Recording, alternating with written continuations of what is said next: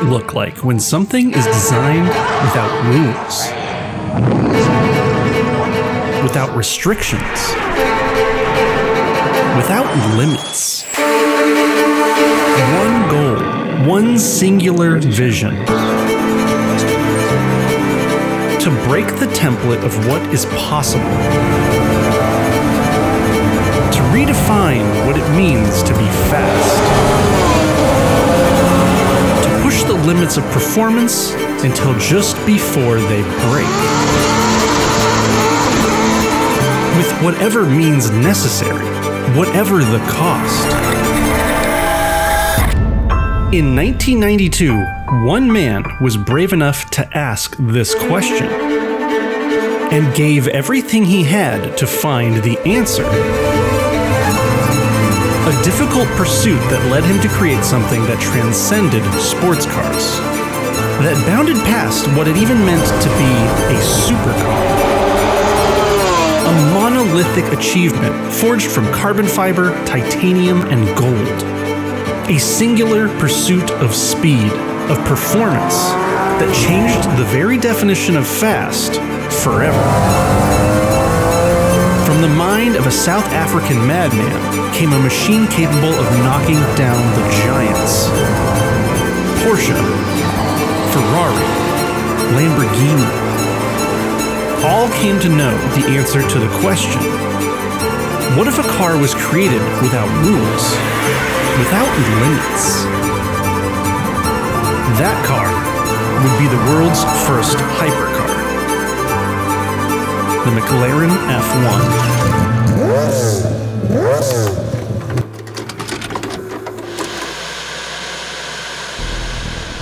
Close your eyes and imagine a fast car.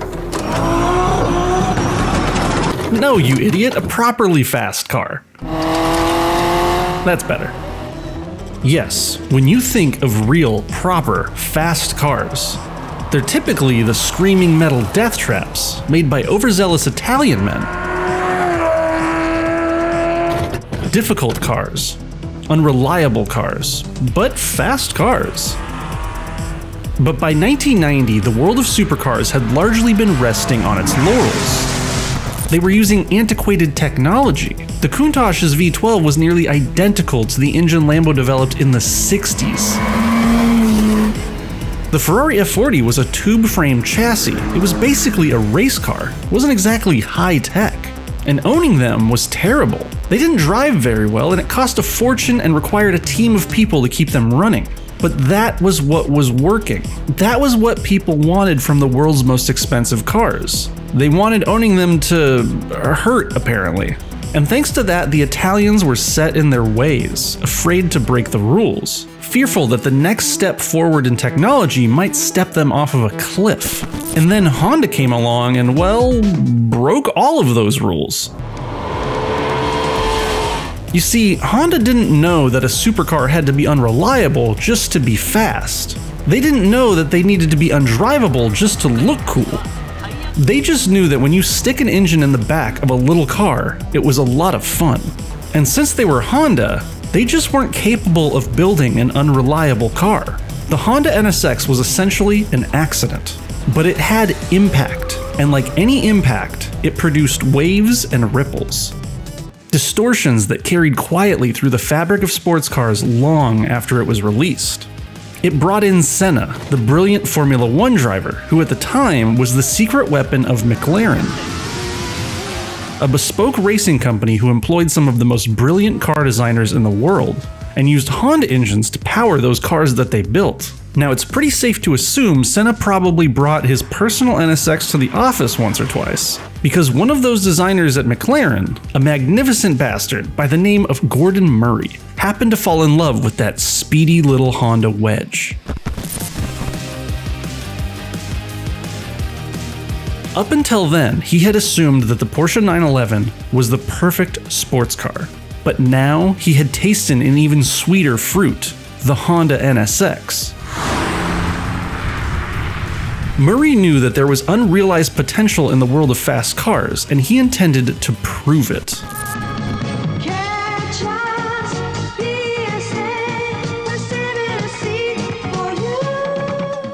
It's 1988, and at an airport in Milan, Italy, cigarette smoke fills the air. Negronis fill tumbler glasses at the bar. And after a particularly grueling Grand Prix, 4 grumbly men sit around a table, unaware that they are about to decide the future of supercars.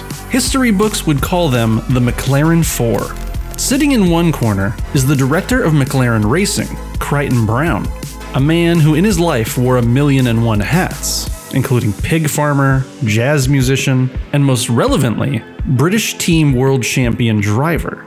Next to him is Ron Dennis, McLaren's team manager, a Formula car mechanic since the age of 18. When most people were concerned about picking a college major, Ron was turning wrenches on the fastest cars in the world. Across the table was Mansour Ujeh, a French Saudi Arabian who, being born with a pretty large silver spoon pushed up his butt, was the financial backbone of the team. And there at the head of the table was Gordon friggin' Murray, a meticulously minded control freak, a pioneer in race car design. He's basically the reason that Formula 1 cars look the way they did in the 70s, and probably the reason that most car designers have rock star hair now. Together, circled around a table, coffee breaths wafting in air filled with cigarette smoke, they made a plan. You see, at the time, McLaren didn't make normal cars that people drive. They only made race cars for racetracks to be shown in front of an audience.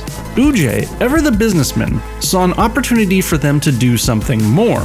Ferrari and Lotus were both racing, but they were also selling sports cars. And this is how a Ferrari Testarossa looks to the road.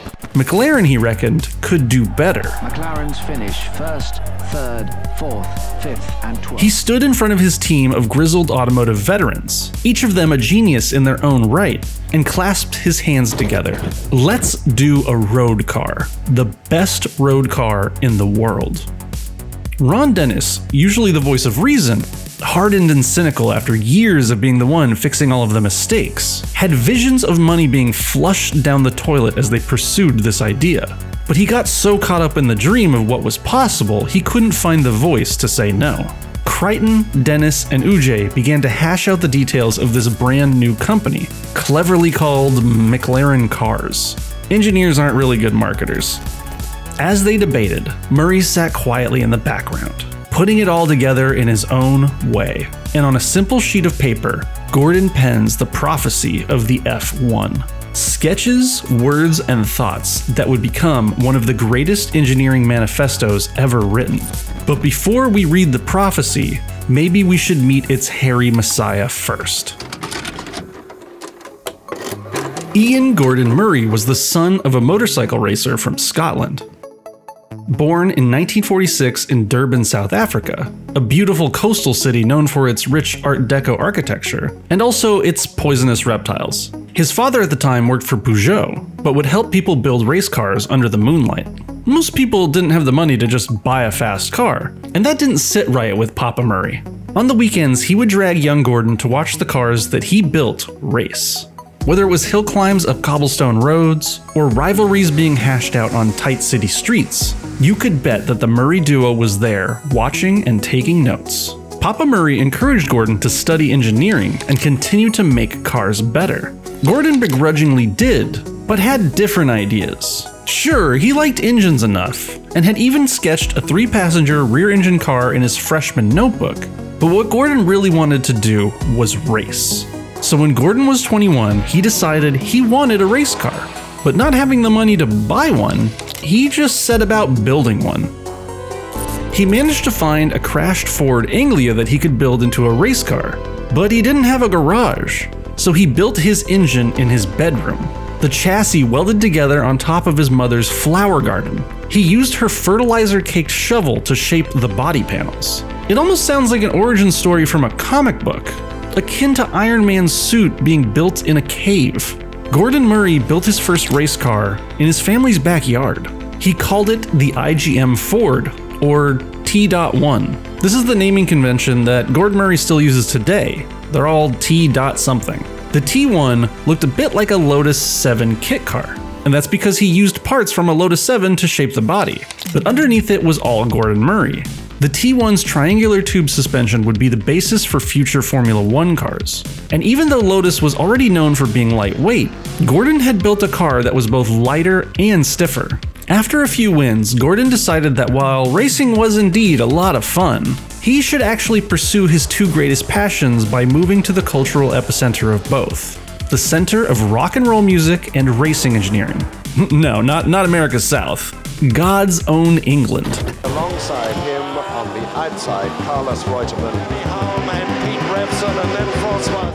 Having sold the IGM Ford for a plane ticket, Murray took his first few steps into the halls of automotive mythology. He got to work designing championship-winning Grand Prix cars. Lotus was who he wanted to work for, but he got Brabham instead. There, he was named lead designer by Bernie Ecclestone. Yeah, that Bernie. The F1 Bernie. At Brabham, Murray would design one of the most unique and controversial F1 cars of all time, the BT46B, or as you probably know it, the fan car. Its giant fan at the rear sucked air from the bottom of the car, creating insane downforce. The BT46B was a revolution so upsetting that it was only raced once before Bernie decided that it may be a bit too much and shake F1 to its breaking point. Gordon went on to pen more F1 cars for Brabham, racking up 22 wins and taking second in the Constructors' Championship. His time at Brabham gave Murray a singular focus, and that was to out-engineer everyone and win. And in 1987, Gordon packs his low-slung F1 car designs into his coat jacket and leaves Brabham behind him. He lands at McLaren shortly after, on a 3-year contract under Ron Dennis. He helps then lead designer Steve Nichols create winning designs, cars that helped McLaren set records, and even earned Senna his first championship. And thanks to all of this, in 1991 he's named the lead of the new McLaren Cars project, where his newly drafted manifesto would be etched into the minds of everyone who took part. These were the words that everyone on the F1 project had to live by. It must not weigh more than 1,000 kilograms. It will have a maximum width of 1.8 meters, and the front and rear overhangs must be absolutely minimized. The majority of the car's mass must be between the wheels, and most importantly, it must not have any of the issues normally associated with mid-engine cars. It must survive on roads, be stable at high speeds, drivable at low speeds, and comfortable. In short, sketched on wrinkled paper while talking shop, Murray had but one simple request. Just build the greatest road car ever. A car that could be lived with, like the NSX. A car that was beautiful, like the Alfa Romeo 33 Stradale. And oh yeah, faster than the Porsche 959. It would be built with Formula 1 technology, because after all, that is what Gordon knew best. Now, notably absent from the manifesto was anything about top speeds or lap times or 0 to 60 times. That's right, for a car that dominated those performance figures for years, they were never a part of the plan. Murray didn't care about any of that stuff. And in fact, he kind of hated cars that had a singular focus on speed. Murray specifically set out to make sure this was not a race car. It was a road car. It was the ultimate road car. In Gordon's mind, race cars had far too many rules. McLaren's debut would have no rules. They had no inertia to overcome. They needed to fit no mold. They were limited only by their imagination. Racing was regulated, and road cars were the Wild West. But even if you lived in a house as grand as this, there is one car that can match the value of your home. The Jaguar XJ220. The three bigwigs at the helm saw Gordon's design, read his holy words, and said, yes, we want this car. We want this car without rules. But in order to create a car with no rules, Gordon Murray wrote probably more rules than any other designer ever dared to make. And God help you if you ever tried to break them. You see, Gordon Murray is a man of details. The initial meeting to hash out the specs of the F1 took nearly 11 hours. After getting the green light on the F1 project, Gordon put together his dream team, the best of the best. It included masterminds like Peter Stevens, the man who designed the Lotus Elan M100, one of Gordon's favorite cars of all time, and Steve Randall, an early pioneer in using computer models to design car chassis. and who would later go on to design flying frickin' cars. This think tank got to work making Gordon's Manifesto reality. It would simply be a no-compromise car, made of advanced composites, carbon fiber, titanium, gold. There would be 3 seats, because a real driver's car had its driver sitting in the middle, fully in command of the machine like a race car. But it still had to be practical enough to bring your wife and daughter to the market. It needed luggage space, it needed to be reliable. And of course, this was a sports car. It would need instant throttle response and pure driving feel. It couldn't have any assists. There wouldn't be any ABS or power steering or traction control. Those systems, those safety features would take away control from the driver. A car controlled by computers is not the ultimate driver's car. Gordon was confident that he could design such a car. He had the vision to bring this all to life. He knew he could engineer the perfect chassis, but one thing he knew he didn't have was the ability to create the perfect engine. And for that, he was going to need a partner. When it came to the choice for the engine, I was absolutely adamant that the car should have a normally aspirated engine of a reasonable capacity. From the outset, Gordon Murray knew the numbers he wanted his engine to give him. 100 horsepower per liter and at least 5.5 liters. 550 ponies on tap. 12 cylinders furiously spinning beyond 7,500 RPMs. And most importantly, naturally aspirated. Waiting for a big dumb turbo to spool up was not Gordon's idea of the ultimate experience. And importantly, the engine couldn't weigh very much. He wanted a power plant that would stay under 250 kilos. As if that wasn't enough, it also had to be able to run forever and have long service intervals. Be able to run reliably while experiencing race car-like G-forces. And all while being a structural component of the entire car. I don't think I need to tell you this, but in 1990, engines like that did not exist, not even in racing. Gordon wanted the impossible. Because again, this was a car made without limits. A machine made without rules, but you know, as you can see, it has a lot of frickin' rules. Gordon made the rounds. First, he approached Honda. After all, they had already been building the engines for McLaren's Formula 1 cars. And they did just build the NSX, which is one of Gordon's favorite cars, so it seemed like a natural fit. But Honda straight up ghosted him. They probably took one look at the demands, especially the V12 and more than 300 horsepower part, and went back to doing Honda things. But that was no problem, because when you're Gordon Murray, you eventually get what you want. He even considered reaching out to Ferrari, but came to the conclusion that Ferrari would not be able to make a reliable power plant. I don't know what would have given him that idea. Oh, so there's an engine block, and that was a straight case of the engine blowing oil. Sure, Honda and Ferrari are masters of the internal combustion engine, and they're pretty obvious choices. And I know this sounds crazy for those of us living in the future now. He considered working with Isuzu. I know that sounds crazy, but Isuzu actually had their own V12, a 3.5 liter screaming wad of intricate piping known as the P799WE. And the engine actually met Gordon's requirements. Ironically though, head honcho Ron Dennis didn't want to give Isuzu the chance, because they hadn't proven themselves yet. I mean, I guess when you're McLaren and you're developing your first road car, you didn't really want to take any chances. So Honda left McLaren on red. Ferrari was too unreliable, and Isuzu was too new. Thank God then for Paul Roche. Paul worked with Gordon before, and thus had a lot of insight into the designer's turbulent mind. You see, before Honda's partnership with McLaren's F1 team, Gordon Murray had relied on BMW engines. Paul Roche was the guy that designed those racing engines. And when Gordon called him up to tell him about his new road car they were building, Paul immediately said, "I'm in." In record time, BMW produced an all-new 12-cylinder monstrosity called the S70/2. It was an aluminum-forged masterpiece.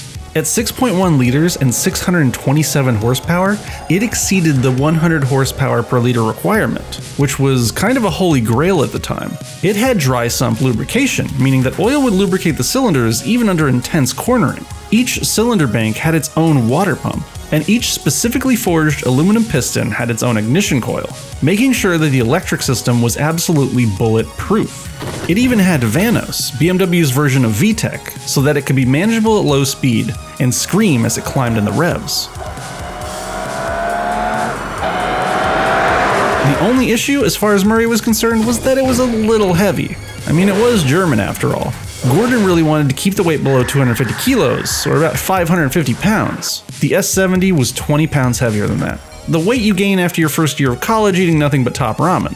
I can only imagine a frustrated Gordon wrinkling his nose and going, I guess it'll have to do. Inside, he must have been furious. But the engine was the final piece of the puzzle, the missing piece that allowed the car to finally come together. And slowly, all of these pieces came together, and automotive history began to form. The new BMW power plant would sit neatly tucked behind the rear seats, wrapped in gold just to keep it cool. The exhaust pipe specially made out of Iconal. Yeah, I haven't heard of it either. Iconal is a special lightweight aerospace metal. It stands up to heat and it's really damn strong. They used Iconal because the exhaust had to do double duty. It was both the speakers you heard angels scream out of, and they were also the rear crumple zone. Everything in the F1 was engineered to damn near perfection. Most things had dual use, and this included the transmission. Like everything else about the F1, conventional logic was ignored. Murray told BMW that the car did not need a flywheel. BMW stared at him like he was on fire. The clutch was only 200mm and very light. The 60-degree V12 is perfectly balanced. Why do you need a flywheel? Gordon inquired. BMW argued that you couldn't build a road car without a flywheel. But telling Gordon Murray that he can't do something only delays the inevitable. So the McLaren F1 doesn't have a flywheel. And it doesn't end there. Included in the F1's quirks and features are a number of industry road car firsts, including active intelligent brake cooling, whatever the hell that meant. And did you forget about that Brabham BT45B with the giant fan? Gordon didn't. He added fan-assisted underbody downforce effects to keep the F1 planted to the road. And overall, there were two commandments that Gordon Murray had for the F1: lightweight and rigid. To suit that purpose, the engine was designed to be a part of the suspension. It was load-bearing. The McLaren F1 was as rigid as any car made before it, and yet it weighed less than a Honda Fit. All of this and more resided under the skin of the F1. What was visible on the outside was given no less thought. As soon as Murray knew the dimensions of the engine, he knew what the rest of the car would look like. They started with models. Thousands of models were built until the best 4 were chosen. And then those 4 third-scale models were used in more than 1,000 wind tunnel tests. The McLaren team chasing the absolute perfect shape. The most downforce with the least resistance. This was before the rise of computer particle modeling, mind you. These guys had to move little bits of clay around and take notes more than 1,000 times. And in 1991, they sculpted the entire car out of clay and set it next to the Honda NSX. Seriously, have I mentioned how much Murray loved the NSX? His goal was to make a smaller NSX, and of course, a faster one. With a full-scale clay model done and an engine that defied physics ready to install, Murray got into the finishing touches. No detail was too small, down to a handbrake that feels good to the touch and is firm enough to make you feel secure, perfectly balanced gear lever, a steering wheel trimmed in carbon fiber, and very importantly, 3 seats that would allow each participant to experience ultimate connection to the road. Murray had thought of everything, after years of meticulously planning. And I mean, there are probably bolts that Murray spent months agonizing over. The F1 was finally ready for production. Now, if you think Gordon's obsessiveness ended there, well, you haven't seen the inside of his factory. Every single tool has a place. The floors are clean enough to eat off of. And if you were one of the people tasked with building an F1, and you had oil stains on your hands, you were at risk of losing your job. I'm not saying it was a terrible place to work, but I am saying that Swiss watchmakers probably looked on with envy. It took a great deal of effort to get a single, hand-built, ready-to-drive McLaren F1 on the road, but it was worth it. Stick my neck out and name what I think is the best supercar of them all. The Ferrari F40. Supercar competition in the early 90s was fierce. The Ferrari F40 was duking it out with the Porsche 959, 2 cars that raised the bar for what a sports car could be. Lamborghini had released the Diablo, giving rich assholes a car that matched their personas. Even Vector was experimenting with fighter jets that they called cars. And Bugatti had been revived in order to create the EB110. A car that proved that fast was still in the Italian vocabulary, but the McLaren F1 left them all in the dust. It was the ultimate driver's car. Something so fast that it was almost impossible not to break a law in it, and yet so easy to drive, so comfortable, you could let your mom borrow it for a run to the store. The seats were adjustable, your passengers had miles of legroom, the roof was tall enough for an actual tall person, and when you were driving it, the naturally aspirated engine reacted in an incredibly predictable manner. No wild turbo lag or strange driving dynamics that scared you or tried to kill you. Sure, it lacked power steering, but it was also absurdly lightweight, and its complete lack of computer assistance means that the car only did exactly what you made it do.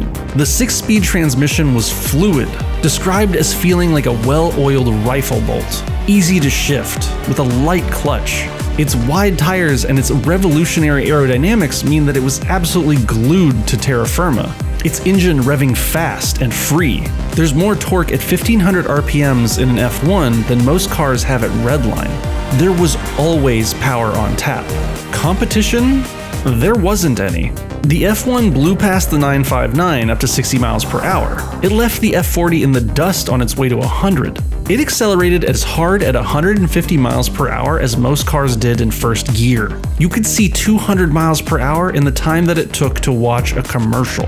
All of this speed and all of this fury from a car that was never designed to be a fast car. The F1 was made to be a good car first. Performance always came second. I mean shit, the thing got 20 miles to the gallon if you weren't too heavy on the accelerator. This was a passenger car that put the world's finest cars to shame. Hell, it even embarrassed most of the fully built race cars at the time. There is still no car like it. Gordon Murray had succeeded in exactly what he set out to do. Each one of the 60 or so F1s ever built, a monument to his fervent dedication to that singular goal, to build the ultimate road car. What he didn't set out to do was break records, but the damn thing did it anyway. On a soggy autumn Saturday in Cologne, a rich banker by the name of Dr. Thomas Buscher brings his McLaren F1 into the shop to complain about a slight misfire. You see, he'd been daily driving it back and forth from Cologne to Frankfurt every single day. That's an 118-mile trip. The McLaren mechanics take out the ECU and download its data to figure out the issue, and they stare at the flickering CRT monitor, stunned. "When are you experiencing this misfire?" they ask. Thomas replies, around 197 miles per hour, and the ECU data confirms his story. The doctor had been running up speeds over 200 miles per hour on his long commute every single day. Automotive journalists at the time, just for an article, not in any serious capacity, had taken the F1 to well over 200 miles per hour. Screaming at 7,500 RPM in 6th gear, the journalists sensed that the engine still had further to go. They just ran out of tarmac, and the car ran out of gears. Murray himself estimated that with a longer gearbox you could push the car to over 230 miles per hour, but these figures were of zero interest to him. He never set out to break top speed records, and yet his F1 has the longest held top speed record in history. At Volkswagen's test track in Wolfsburg, Germany, Andy Wallace stepped into the cockpit of the XP5, a specially maintained McLaren F1 meant for testing. He would ease onto the banked corner and begin accelerating. By the time he left the bank, he was traveling at 270 kilometers per hour. Less than a minute later, he would shatter the production car land speed record, as the McLaren F1 XP5 hit 391 kilometers per hour. 391. Over the radio, he seemed disappointed. "It won't go over 391. But that's quite fast, isn't it?" Quite fast might have been a bit of an understatement. In 1998, when that McLaren traveled just 1/500th shy of 243 miles per hour, it became the fastest naturally aspirated production car to ever be built, period. As Andy said after he drove it, "It is the best car ever driven and will never be beaten." This was truly the world's fastest car, and much to Gordon's likely chagrin, it turns out the world's fastest road car was a really damn good racing car too. From its conception, the F1 was always going to be a race car. I mean, sure, Ron Dennis said that it would never go racing, and Gordon Murray kept touting that it was only a road car, but the design, the engineering, and testing was all handled by the brightest minds in racing. What the hell did they think was going to happen? They had made a fast car, and fast cars need to be raced, whether McLaren liked it or not.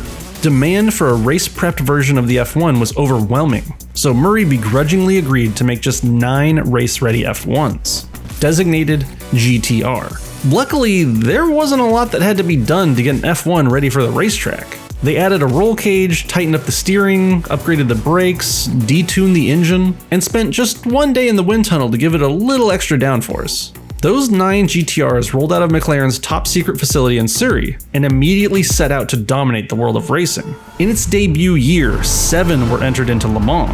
Among them was a GTR sponsored by Tokyo Ueno Clinic, a plastic surgery firm. This would be the humble McLaren's first foray into racing. From road car straight to the most prestigious auto race on Earth. There, amongst purpose-built race cars, weapons on 4 wheels honed over decades to compete in Le Mans. The 7 shiny F1s started the race relatively mid-pack, but one of them took home the gold. The winning team was managed by a group of McLaren eggheads, who called themselves the Kokusai Kaihatsu team. They gathered 3 drivers to pilot the F1 GTR. From France, Yannick Dalmas, from Japan, Masanori Sakaya, and from Finland, JJ Leto. Not only did the McLaren win Le Mans, it set the speed record of 174.6 miles per hour on the Mulsanne Straight. It was BMW Power's first win. It was the first win for a Japanese driver, and the first win for a Finnish driver. Oh, and of course, not only was it McLaren's first win at Le Mans, they took 4 of the top 5 spots. The ultimate road car proved to be one of the most consistently fast race cars, and people continue to race them professionally to this day. Gordon and his team had truly created something groundbreaking, and it was almost an insult to call it fast. So, what do you call it? Some might argue that the McLaren F1 is just another supercar. But although other supercars may be fast and beautiful, invariably the accountants have interfered with their development, and the result is always a compromise. None of them are purebreds from the ground up like this car. Fast. A Porsche is fast. Ferraris are fast. But the McLaren F1 was something different. In 1993, you had supercars. Ferrari had their F40. It was fast, but it was basically a tube chassis race car. Jaguar had the XJ220, beautiful and fast, but sadly underpowered. Bugatti's EB110 might have run with the F1, but Bugatti in the 1990s was a mess. Lamborghini's Diablo had the looks, but was still an unrefined experience. Its beauty was only skin deep. Porsche's 959 was as close as it got, but it remained in the F1's rear viewer. No. The McLaren F1 stood alone.